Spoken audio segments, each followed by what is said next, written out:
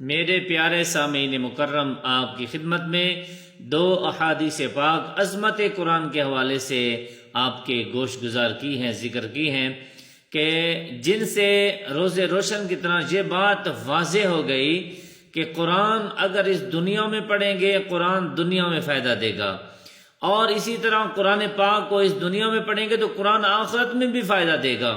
कुरान क़यामत के दिन भी फ़ायदा देगा, कुरान हमारी शिफात करने वाला होगा, कुरान कब्र का साथी, कुरान दुनिया का साथी, कुरान हशर का साथी, कुरान आखिरत का साथी। तो अगर हम कुरान पाक को मोहब्बत से पढ़ें, कुरान पाक को अपने सीने से लगाएं, कुरान पाक से इश्क करें, तो इंशाअल्लाह ये कुरान हमें इस दुनिया में भी तनहा नहीं छोड़ेगा, कब्र में भी तनहा नहीं छोड़ेगा, और आखिरत में भी हमारा ये रहनुमा होगा। अल्लाह पाक अमल की तौफीक अता फरमाए।